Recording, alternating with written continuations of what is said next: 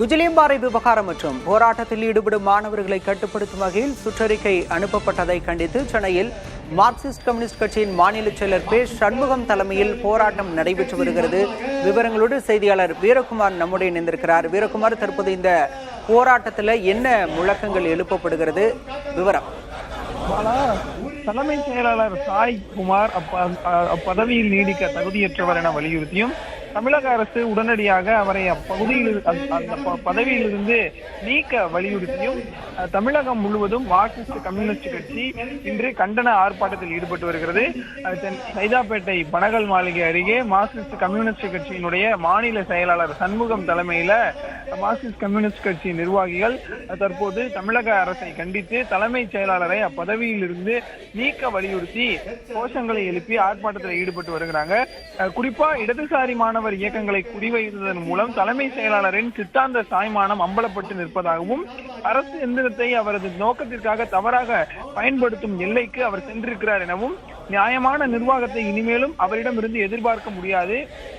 எனவே உடனடியாக தலைமை செயலாளரை அப்பதவியில் இருந்து நீக்க வேண்டும் என மார்க்சிஸ்ட் கம்யூனிஸ்ட் கட்சியினுடைய மாநில செயலாளர் சண்முகம் வலியுறுத்தி கிட்டத்தட்ட 100க்கும் மேற்பட்ட மார்க்சிஸ்ட் கம்யூனிஸ்ட் கட்சி நிர்வாகிகள் தற்போது ஆர்ப்பாட்டத்தில் ஈடுபட்டு வருகிறாங்க. விவரங்களுக்கு நன்றி வீரகுமார். போராட்டத்திற்கிடையே மார்க்சிஸ்ட் கட்சியின் மாநில செயலர் பே சண்முகம் செய்தியாளர்களை சந்தித்த காட்சிகளை தற்போது பார்க்கலாம். இடதுசாரி கட்சிகளுடைய செயல்பாட்டை முடக்கக்கூடிய வகையிலேயும் இடதுசாரி மாணவர் இளைஞர் அமைப்புகள் செயல்படக்கூடிய போராடக்கூடிய மாணவர்களுடைய போராட்டத்தை ஒடுக்கக்கூடிய வகையிலேயும் தமிழ்நாடு அரசாங்கத்தினுடைய தலைமைச் செயலாளருடைய உத்தரவின் அடிப்படையில் அனைத்து பள்ளி கல்லூரிகளுக்கும் அரசு அதிகாரிகள் சுற்றறிக்கை அனுப்பியிருப்பது என்பது வன்மையான கண்டனத்துக்குரியது.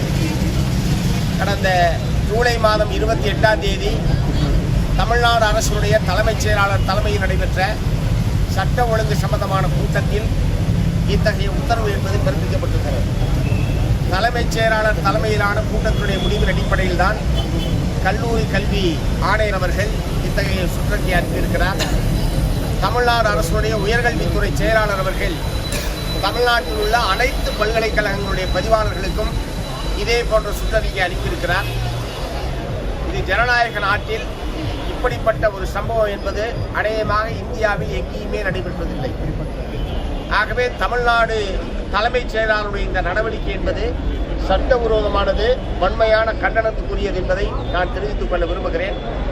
ஆகவே இப்படி ஜனநாயகத்துக்கு விரோதமாகவும் அரசியல் சட்டத்துக்கு விரோதமாகவும் செயல்படக்கூடிய தலைமைச் செயலாளர் அவர்கள் தலைமைச் செயலாளராக நீடிப்பதற்கு தகுதியற்றவர் என்கிற முறையில் உடனடியாக அவர் பதவியிலிருந்து அகற்றப்பட வேண்டும் என்று மார்க்சிஸ்ட் கம்யூனிஸ்ட் கட்சியின் சார்பில் கேட்டுக்கொள்ள விரும்புகிறோம்.